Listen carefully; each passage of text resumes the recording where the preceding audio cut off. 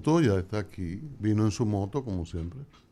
Ico Abreu, que es el candidato vicepresidencial de Opción Democrática. Pero vamos a leerle un poquito para los que llegaron tarde, ¿verdad? ¿Quién es Ico Abreu? Él es arquitecto de profesión, ¿verdad? En arquitectura, planificación, temas ambientales, sociales, ha estado en movimientos ambientales, en movimientos sociales. Dice por acá que fotógrafo amateur, ya no tan amateur, ¿verdad? Artista visual, productor, realizador audiovisual, de televisión, de cine, ha dirigido cortometraje, en fin, muchísimas cosas que sirven a uno para decirle, además de que su padre, no sé si todavía sigue andando en cuevas, ¿no? Ese todavía en cuerdas y sí. cuevas, Domingo Abreu. Por ahí es que yo Saludo, te estoy buscando. saludo para él, un abrazo. Sí. Ico, buenos días, bienvenido. Muy buenos días, muchísimas gracias por la invitación. Estar rodeado de profesionales de la comunicación y de otras áreas para mí es un honor realmente. Ico, ¿por qué dejar un mundo, lo entrecomillado, un mundo tan maravilloso y creativo como el que te desenvuelve para una vaina tan difícil como la política? Mira, lo primero es que yo no lo he dejado. Simplemente he tratado y estoy trabajando. No, yo estoy trabajando en solaparlo. Porque el que yo esté aquí sentado hoy hablando de política no significa que de aquí yo sigo trabajando en un set que estoy construyendo. O sea, y que en la tarde me voy a mis labores docentes. Simple y llanamente estoy solapando una cosa con otra. ¿Por qué? Por coherencia. Si yo tengo... Coherencia. Sí. Si yo tengo 15 años diciendo que la gente preparada, la gente seria, la gente comprometida con este país tiene que meterse a la política, porque de lo contrario, si se le deja a los delincuentes, son espacios que se van a ocupar por delincuentes. Entonces, en el momento en el que a mí me piden que dé el paso al frente, yo no puedo decir que no. Yo tengo que ser coherente con eso y darle para allá, aunque no estaba dentro de mis intenciones inmediatas. Pues simplemente dije que sí y vamos a buscarle la vuelta. O sea que tú no eres una persona que piense para nada dedicarse a la actividad político-partidaria. No. Tú eres un activista social que tu trabajo lo has conducido siempre a esto de la sensibilidad social, la solidaridad, es lo que hemos visto de ti siempre. Es correcto. Yo empecé a militar con Opción Democrática desde sus inicios, porque creo en la visión política de Opción Democrática. Sin embargo, también empecé a militar por el mismo tema que te venía diciendo. Si tú recuerdas, por ejemplo, el Ico Abreu, de las manifestaciones en contra de la mutilación de los parques nacionales, cuando se estaba discutiendo la ley sectorial a principios de los 2000. Si recuerdas al Ico Abreu del 4%, ese Ico Abreu te hubiese dicho que ni loco se metía a un partido político. Sin embargo, fue precisamente en las movilizaciones por el 4% cuando yo entendí la necesidad de hacer política, de entrar a la política, porque desde la acera de enfrente hay cosas que se consiguen presionando, se le tumba el pulso al gobierno un día, hay que ceder otro día, pero los cambios estructurales que nuestro país necesita, hay que gestarlo desde adentro. Entonces, por eso di ese paso, por coherencia. Una visión joven y irreverente, perdóname la palabra. Los viejos lo vemos ustedes a veces como medio irreverente, como que no encuadran en lo que es pero en la visión tuya, una visión joven, ¿qué necesita el país? ¿Qué está mal? En 3 palabras, ¿qué está mal y qué debe cambiar? Educación. O sea, yo creo, primero, que el sistema educativo dominicano sigue colapsado, aun cuando, bien menciona Pablo, todas esas luchas porque se aprobara el 4% del PIB para educación, sigue colapsado porque no se ha invertido adecuadamente. Pero de eso podemos hablar en breve. También, por otra parte, la educación no está actualizada según los tiempos contemporáneos, según lo que estamos viviendo. Nosotros no podemos seguir educando para aprender y repetir. Tenemos que educar de forma tal que se genere un pensamiento crítico, que nuestros jóvenes puedan tomar decisiones utilizando el pensamiento crítico. Yo soy docente universitario desde hace más de 17 años y yo he visto cómo ha sido en caída libre el pensamiento crítico en mis aulas. O sea, es penoso que lleguen estudiantes, no solamente que hay estudiantes de todos los niveles y todos los sectores, porque tú dices, bueno, sí, lo de la educación pública, no solamente eso, también la educación privada ha ido en declive por falta de reforzar el pensamiento crítico. A mí no me interesa, por ejemplo, tener estudiantes que le digan que sí a todo lo que yo estoy diciendo.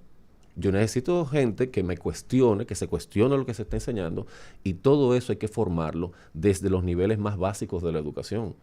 Entonces, la respuesta es educación. ¿Por qué? Porque una persona con educación sabe su deber y conoce sus derechos ciudadanos. Una persona con educación no va a agarrar un motor y se va a encaramar por arriba de la acera, a circular por arriba de la acera porque en cabeza de quién cabe eso. Una persona con educación va a tener la amabilidad, la gentileza de dar el paso a otra persona cuando está manejando, o simplemente no ocupar el espacio de una intersección porque no puede avanzar más allá porque hay un entaponamiento. O sea, educación es absolutamente el eje fundamental que puede resolver las cosas en este país. Pero ¿qué pasa? No se quiere abordar por falta de voluntad política de la manera correcta, porque lo que usted invierte en educación no se va a ver en 4 años. No. Lo que usted invierte en educación se va a ver en 12 años, en 15 años, en 20 años. Entonces, hay que hacer la inversión adecuada, y cuando hablo de la inversión adecuada, no es agarrar y meterle dinero a las aspiraciones presidenciales de un ministro de Educación y que se vaya por ahí a través del pago de favores políticos y de construir esa figura presidenciable, como lamentablemente se hizo con mucho del dinero de ese presupuesto del 4%. Estamos conversando con Ico Abreu. Él es aspirante a vicepresidente de la República. Es al papá que yo ando buscando en la cabeza. Opción democrática. Es la dupla, ¿no? De Virginia Antares. En ese laberinto. Ico, desde ese contexto de aquella foto, donde hay un niño que se lo están pasando a su papá en un vehículo que va rumbo a la cárcel por luchar por la justicia, por los derechos, por la libertad. Desde aquel contexto, al Ico que pudiera ser vicepresidente de la República, ¿qué harías tú para cambiar muchos de los aspectos que todavía tenemos pendientes? Profe, es una zancadilla. Lo primero es que para yo poder recobrarme y responder eso, porque obviamente ella se refiere a una foto que nos hizo Alfredo Freites. A mí, con 6 meses, 4, 5, o sea, un bebé de brazo. A mi madre, que me está levantando hacia un autobús de eso de lo que trasladan a los presos desde el Palacio de Justicia hacia la cárcel. En ese caso, porque estamos hablando de noviembre del 75, sí. Era mi madre que me estaba pasando en brazos a mi padre que estaba montado en ese autobús, porque en ese momento él estaba preso en La Victoria por sus actividades políticas en contra de la dictadura balaguerista. Sí, entonces... La doctora te tiró una... sí, la verdad que me moví el piso. Pero yo sé que fue con la mejor intención del mundo. Y le tiró la cédula también. Y de paso le tiró la cédula. Yo soy modelo 75, 48 años muy bien vividos. Más o menos, vamos ahí.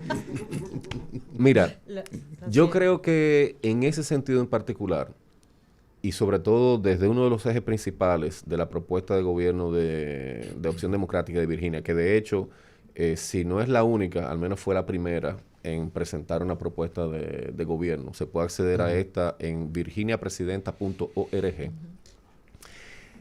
Está el eje de la justicia digna. Hay que hacer una reforma judicial a fondo. Primero, por la forma en la que todavía opera el sistema. Si tú te fijas, por ejemplo, y eso se puso en evidencia hace días con la penosa situación del incendio que hubo en La Victoria, el nivel de hacinamiento que hay en las cárceles dominicanas es espantoso.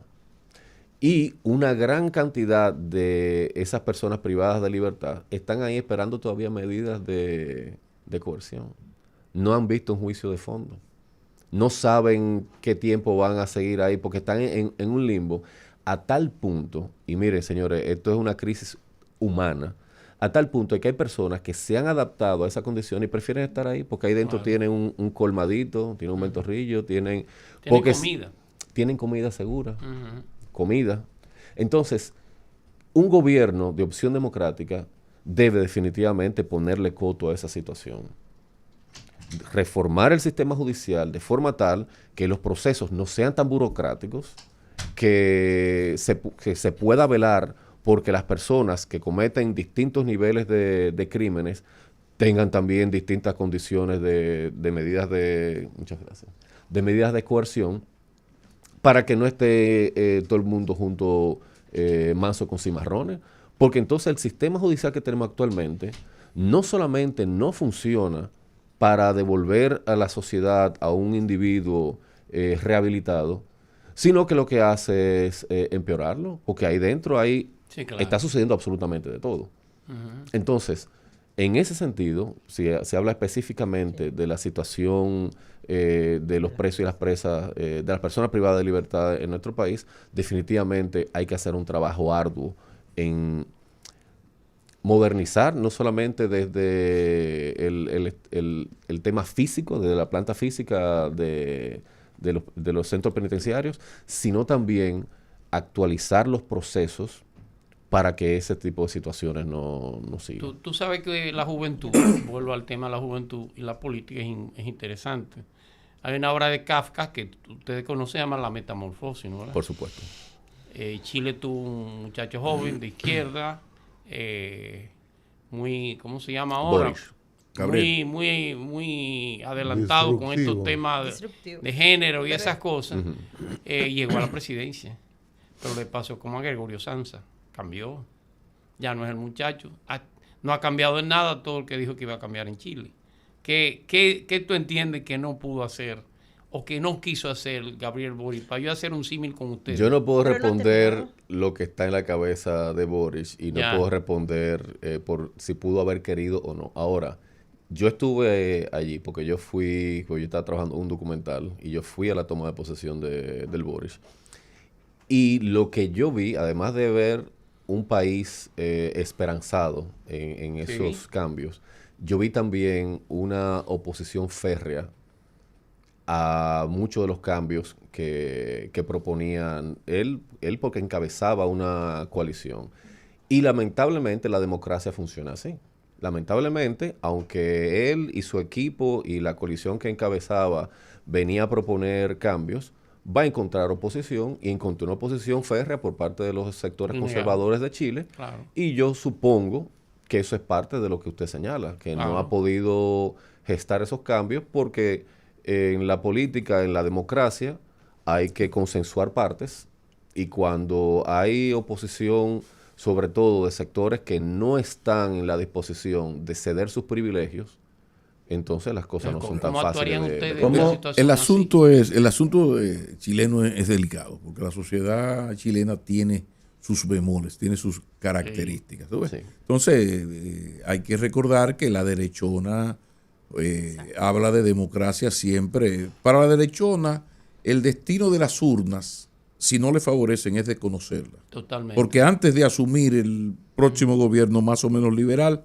va a comenzar a buscar la manera de entorpecerlo. Incluso en el caso de Boric, creo que él no ha sido lo más astuto, me voy a la astucia, a la estrategia política de cómo yo me enfrento a esto. Pero eso es otro tema.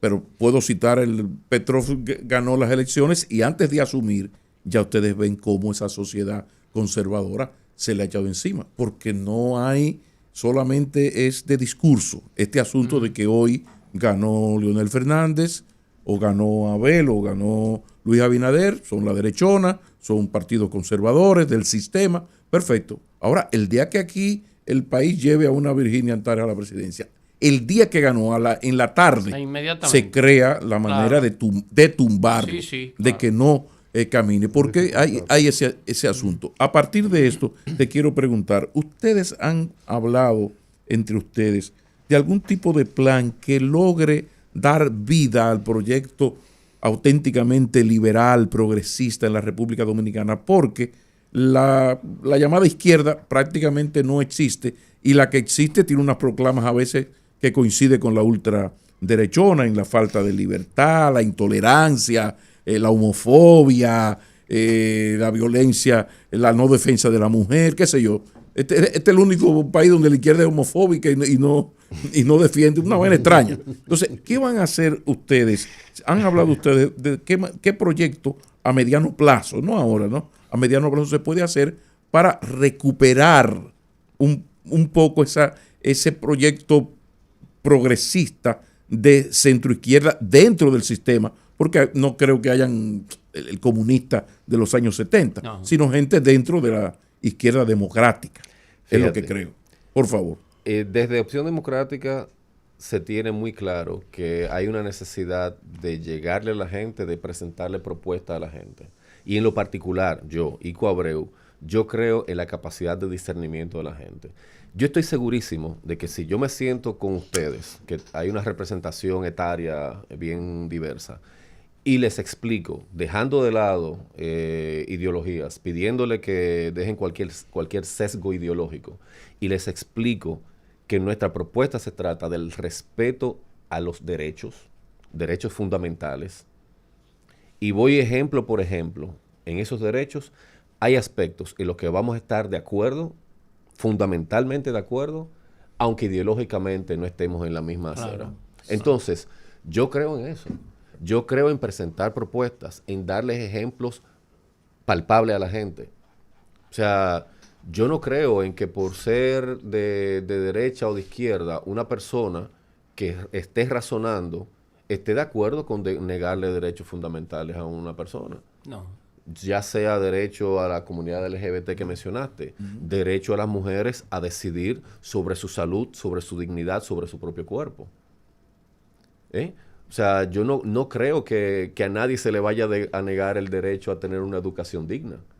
Si nos sentamos en la mesa y hablamos de derechos y hablamos de las personas y nos olvidamos momentáneamente de posiciones de si conservador o si progresista y yo creo que la gente tiene esa capacidad de discernimiento. Una vez que uno quite del medio ese tipo de sesgos, yo creo en eso, y esa es parte de la propuesta que tenemos desde Opción Democrática. El eslogan político de Virginia es el poder es de la gente.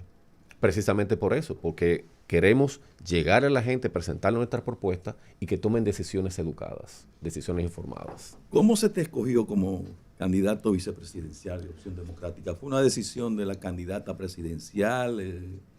¿La dirigencia alta del partido lo decidió?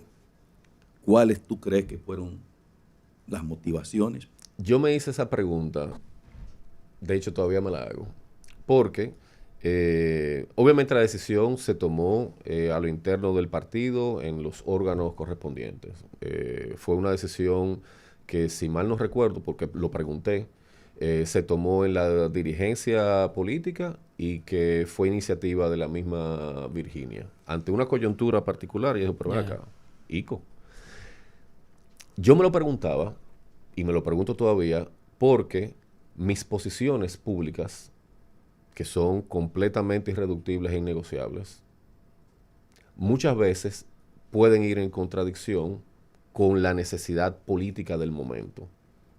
O sea, yo no tengo pelo en la lengua para decir lo que pienso y cómo lo pienso. Hagan la prueba, pregúntenme cualquier cosa que ustedes entiendan que puede tener un costo político para mi candidatura y yo se lo voy a responder. Entonces, ante esa realidad, yo le pregunté a Virginia, ¿tú estás segura de lo que tú estás haciendo? Porque si me preguntan sobre esto, si me preguntan sobre esto, yo voy a responder con la sinceridad que me caracteriza. Porque yo ante todo... Pero hay mucha coincidencia en el pensamiento de ella y el tuyo. Obviamente, y por eso le digo que sí. En el pensamiento de ella, en el pensamiento de Opción Democrática como organización, claro. Coincido y yo suscribo al 100% la propuesta de Virginia. ¿Por qué rompieron con Guillermo Moreno?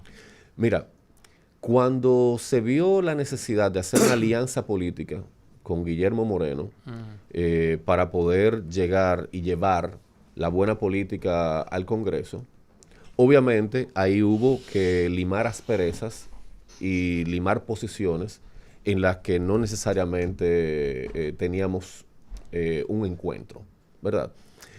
Estuvimos trabajando en eso durante todo el proceso postelectoral y llegó un momento en el que simple y llanamente entendimos que hay posiciones que son insalvables. ¿Cómo cuáles? Por ejemplo, con el Tú tema... me dijiste que preguntara cualquier cosa. Con el tema de derechos. ¿Cómo cuáles? Bueno, derechos fundamentales de la mujer, derechos fundamentales de personas LGBT. ¿Qué significa eso? ¿Que él no cree en eso? No es que él no crea, porque estamos hablando de dos Pero tú organizaciones dices políticas. que hay diferencias. Porque diferencias en temas de la organización política, no personales. No. Porque yo no... En es la, que yo en no- la organización, ¿cuál es la diferencia entre Opción Democrática? En tres causales, por ejemplo. En tres causales. ¿Qué piensa Bueno, Guillermo? ¿Qué ok. piensan ustedes? yo no sé lo que causales. piensa Guillermo. Guillermo no, su partido, perdón. Su partido tiene una posición más conservadora Más al respecto. conservador. Eso. ok. ¿Qué propone y qué piensa Opción Democrática al respecto? Y me encantaría que tú me preguntes qué piensa Ico Abreu de eso más adelante. ¿Qué piensa Opción Democrática? Sí. Que hay que respetar el derecho de la mujer a preservar su vida ante una situación en la que se está poniendo en peligro su vida, como es el caso de una de las causales. Una mujer que tiene que tomar la terrible decisión, porque esa decisión no es fácil.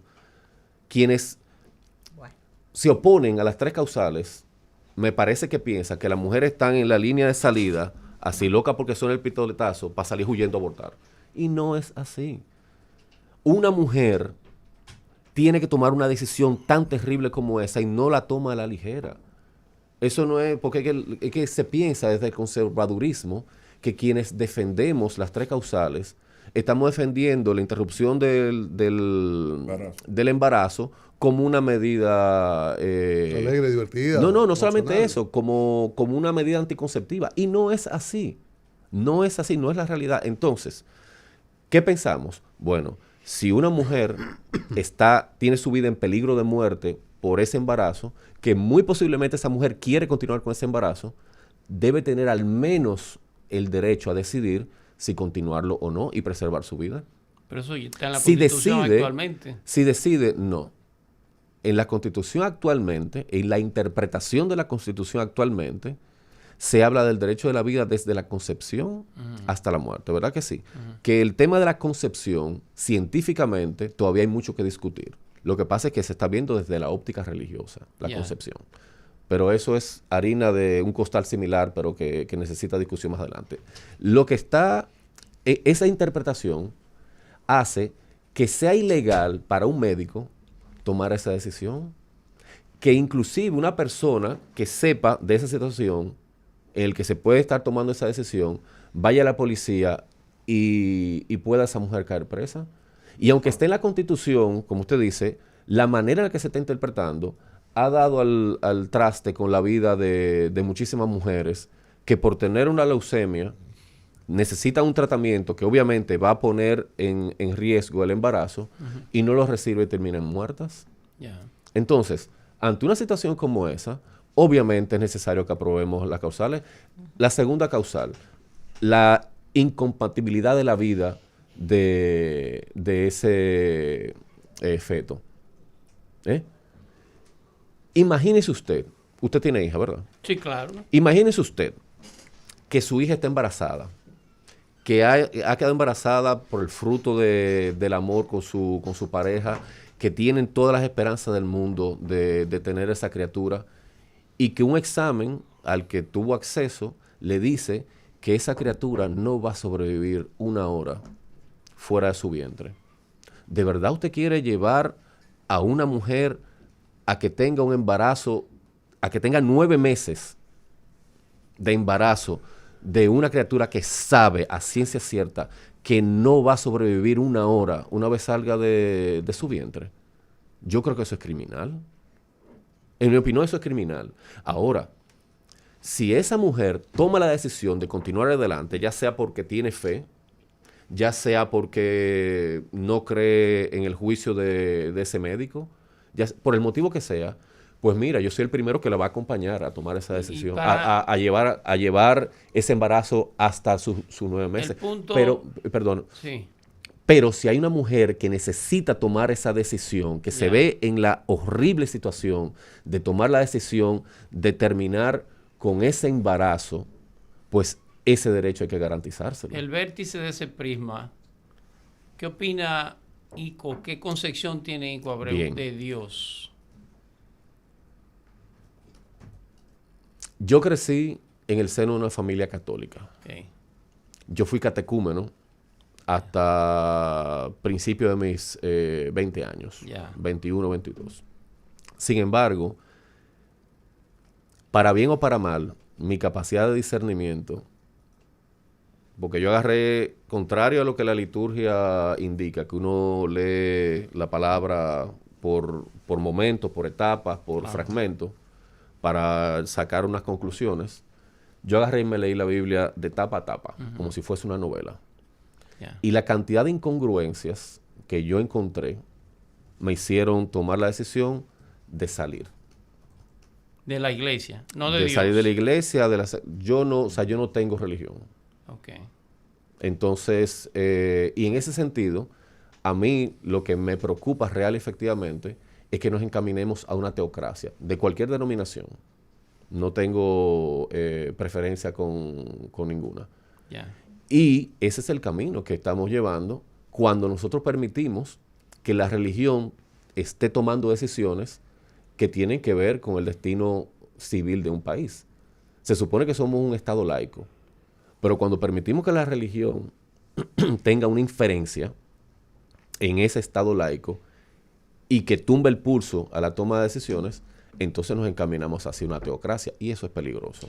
Si no, pregúntele a Irán, porque a lo mejor hay mucha gente contenta de que sigue que este sea un Estado religioso, pero porque es la religión suya, Claro. no con la óptica de la religión contraria. Ico Abreu, beca Fulbright, o sea, para que vayamos también hablando de evidencias, porque muchas veces a los jóvenes con ideales, pero ¿qué han hecho? Ellos lo que quieren es, voy a hacer, buscar beca Fulbright, ganador de la Bienal de Artes Visuales en la República Dominicana el año pasado. Estuve en tu exposición y estuve Gracias. también, o sea, son tangibles. Es bueno eso, que lo evidencie. ¿Qué papel debe jugar la meritocracia en alguien que va a aspirar a una candidatura a cualquier puesto del Estado Dominicano? Yo creo que, y paralelamente con la meritocracia, que me imagino que también te refieres a la preparación. A la preparación, perfil. En todo el sentido, y al desempeño, ¿verdad? Yo creo que también se necesita que sea gente que conozca muy de cerca la realidad dominicana. Difícilmente una persona que, sin quitarle méritos a nadie y sin adversar los privilegios que pueda tener, pero una persona que nunca ha pisado la realidad actual de la mayor parte de la población dominicana, la situación en la que vive, una persona que transita en su vehículo con su toda la burbuja de clase media. en su polígono burbuja central. clase media. en su burbuja de polígono central, su burbuja de clase media, que no conozca esa realidad, difícilmente se sensibilice y se identifique con eso. Entonces, dentro de esa meritocracia, también hay que considerar que hay que conocer la realidad del pueblo dominicano, y yo la conozco.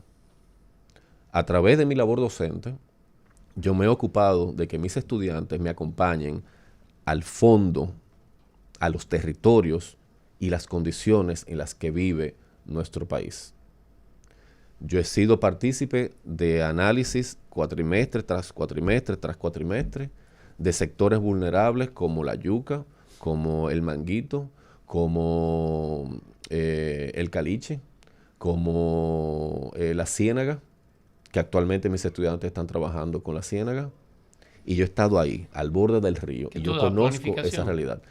Yo doy proyecto arquitectónico 3, que es una asignatura de mitad de carrera, y obviamente por mi formación en el área de la planificación, yo estudié con la beca que la profesora menciona, yo hice una maestría en Cincinnati de Community Planning, que se puede traducir como planificación para el desarrollo de las comunidades. Sí. Y además de formalizar esa metodología, porque antes de irme allá yo tenía ese mismo ejercicio, además de formalizar esa metodología y adquirir nuevas herramientas, pues yo he venido a, digamos que a fortalecer ese proceso de análisis. Nos pasamos 2 meses analizando la situación de esos sectores para venir entonces con propuestas, no solamente a nivel de arquitectura, que solamente resuelve quizá el aspecto físico, sino también entendiendo la realidad socioeconómica, la realidad ambiental, y a dar respuesta a esas realidades. En República Dominicana estamos en un proceso de deterioro, de descreimiento, de descrédito del sistema de partido tradicional, de los políticos tradicionales, de los gobiernos que nos gastamos, porque no han llenado expectativas para la sociedad, para la población. Entonces, muchos dominicanos como que están viendo para otro lado. ¿Sabes? Quieren distanciarse de lo que tenemos tradicionalmente como políticos y hasta observan, digamos, un fenómeno como Bukele y dicen que hasta Bukele que llegue. ¿Cómo tú ves ese modelo que tiene ese señor desde El Salvador? A mí me parece peligroso. Primero, por el discurso per se es un discurso peligroso. Yo creo en las instituciones democráticas. Bien que mal, con todas las limitaciones que tienen, la democracia es la herramienta para que un pueblo, un país avance y lo haga respetando el contrato social al que nos suscribimos. Yo no creo que tomar decisiones que atenten contra la democracia, pasarle por encima a una constitución para reelegirse porque cree tener el poder divino o el poder absoluto para hacer los cambios que se necesitan, sea saludable. Yo creo en la alternabilidad del gobierno. Y a mí me parece ¿Qué significa? ¿Uno o dos periodos? Yo creo en 2 periodos. Okay. 2 periodos consecutivos. Y nunca más. Pero más y nunca más. El modelo americano. Bienvenido. Pero, más que eso, yo creo en planificar a 10, 20, 30, 50 años y que sea quien sea que ocupe esa silla, se rija por esa planificación.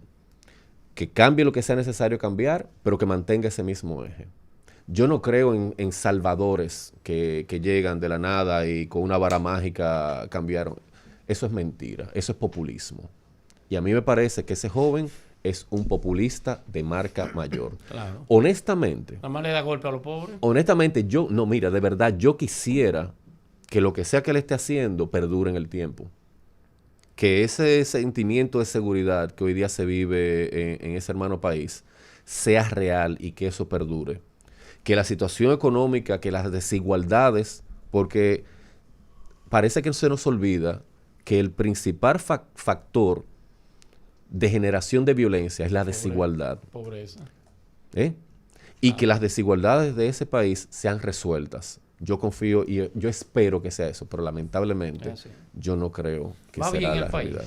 Va bien el país. Ico, gracias. ¿Cuál es tu visión? ¿Va bien? ¿Pero cuál es nuestro? No, República Dominicana. No estamos bien, no vamos bien. ¿Qué va mal?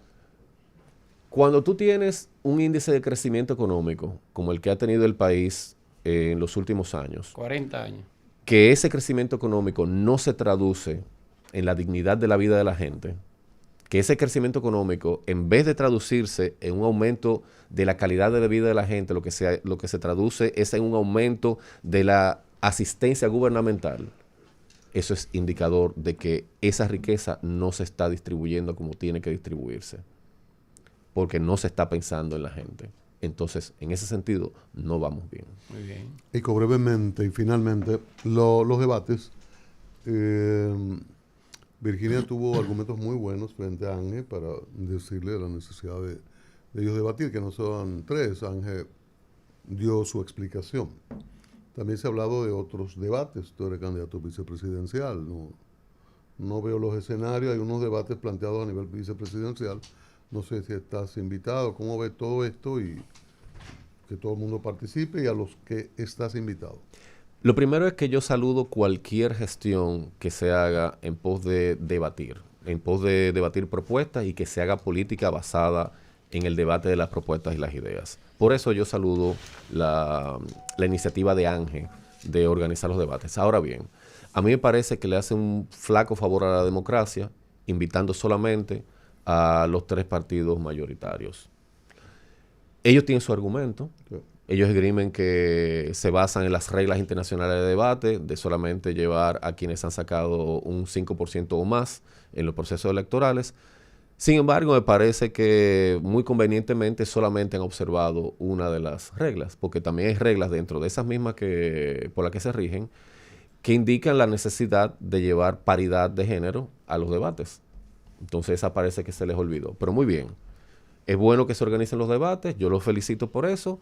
Cuestiono que no sea un proceso más democrático.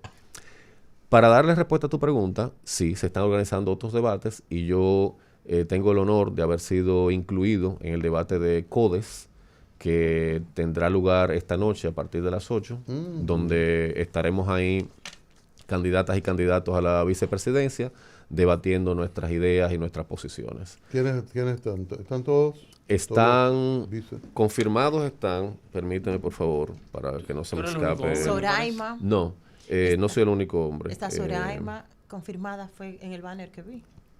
Janet. No. Está también el doctor Fadul, está Joel Díaz, está Jesús Díaz. De PRD, Jesús Díaz. Nicauli. Y Nicauli de la Mota. Nicauli de la Mota. Correcto. O sea, Joel Díaz, PRD, Nicauli. ¿Y no está entonces las 3? Cosa de vencedores, ¿cómo es? Esa es Nicauli. Ese Nicauli. Entonces, yo estaré ahí en representación de Opción Democrática, la casilla 29. Sí. Por si se les olvida. Tú vas de robo. Kiko, gracias. Cico Abreu, candidato vicepresidencial de Opción Democrática. Él ha expresado lo que cree sobre una serie de temas importantes. Siempre se quedan muchas cosas. Y ya habrá otro momento. Gracias a ustedes por extenderme la invitación y ojalá que sigamos viéndonos. Ico es un hombre muy práctico. ¿Es arquitecto? Es un hombre de hacer muchas cosas. A Ico no le Y los toca. arquitectos. Ico es arquitecto. Pues no se ve Y capaz. ejerce. Los arquitectos diseñan, pero ya en estos no tiempos se va a mucho más escapar. allá. Ico, por la diversidad de cosas que ha hecho, nos ha contado y uno sabe. Sabemos que es un hombre práctico. Pero está haciendo un set ahora. Y conoce muy bien Él la ciudad. antes de ir para Ahora donde está haciendo el set, un va a pasar por yo allá. siento que me están involucrando en algo. ¿De qué estamos hablando? Además conoce la ciudad. Yo pensaba que te ibas a Hay considerar algunos pero te vas a tapones escapar. de una moto que es más fácil. Sí, Ahí sí. en la San Martín 183, próximo a la avenida Máximo Gómez, un parqueo amplio para motos también. Hacia la derecha. Sí, Sí, sí. herramientas, los equipos con certificación internacional y todo. Ahí está la ferretería más completa. Tú puedes evitarte lo de candidato vicepresidencial, lo de... Fulbright. lo de Becario de beca Fulbright. ¿Tú lo entiendes? No, de no, no. Productor de cine, televisión, todas esas cosas. Tú nada más dices, mire, me mandaron de a diario, saludos, ¿qué tal? Puede ir Te con van a dar greña, una- no tiene que agarrarse te la puede ir colita, con puede ir con la moño greña, bien. recogido. Ahora que diga que va de parte de a diario. Importante. Y es una rebaja sustancial. Sí, sí. Entonces, la Caramba, ferretería más pero completa. debieron invitarme antes porque yo estoy terminando de construir un set que Mira, yo pude haberlo ahí. comprado todo ahí. Estamos en el Brindis, momento. por Dios, Caramba. ella es la culpable. No se escapó. Gracias, Cico. Gracias a ustedes. Y continuamos. Una apuesta por la radio plural, crítica, abierta.